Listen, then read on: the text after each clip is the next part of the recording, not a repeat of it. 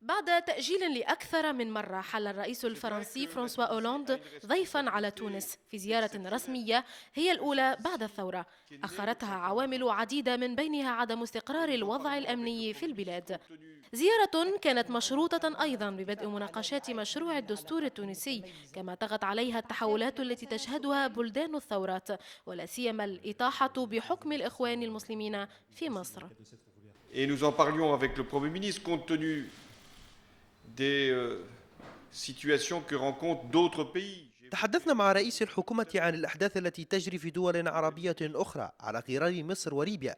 أما عن التجربة التونسية فإننا سنبذل كل ما في وسعنا لإنجاح هذا المسار الديمقراطي، وهذه مسؤوليتنا جميعا. Mais c'est aussi la nôtre, nous les amis. خطاب الرئيس الفرنسي اليوم كان خطابا مفتوحا على المستقبل ومؤكدا على عمق العلاقات التونسية الفرنسية، وخاصة أن فرنسا تقف مع الشعب التونسي في طريقه إلى بناء ديمقراطية مستقرة. مساعدات فرنسية وقروض ممنوحة لتونس واستثمارات في الأفق وصفها البعض بالمهمة، فيما قوبلت لدى البعض الآخر بالنقد نظرا للتبعية التي عرفتها تونس لفرنسا منذ عقود ولمحاولة سيطرتها على الأسواق المحلية وباعتبار تاريخها الاستعماري للبلاد.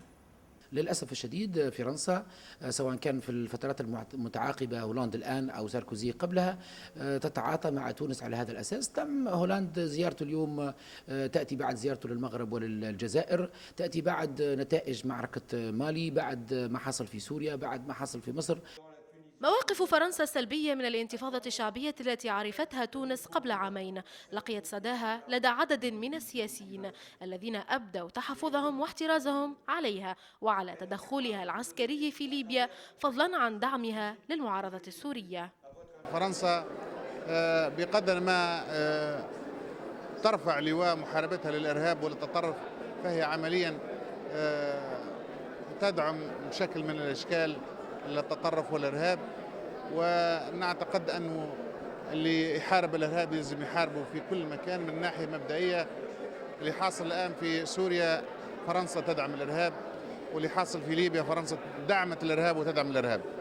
زيارة أولى بعد التغيير قيل أنها تأخرت وتأجلت كثيرا نظرا لأسباب عديدة متعلقة بالوضع العام في البلاد وبمسار صياغة الدستور وبالارتباك الذي عرفته الدبلوماسية التونسية في علاقتها بمثيلتها الفرنسية، والتي لقي حلول رئيسها أولاند ضيفا هنا ترحيبا من عدة أحزاب، إلا أن أطراف أخرى تقبلته بسخط كبير واستنكار لسياسات فرنسا ومنهجها إزاء قضايا عديدة وعلى رأسها الملف السوري والوضع في ليبيا.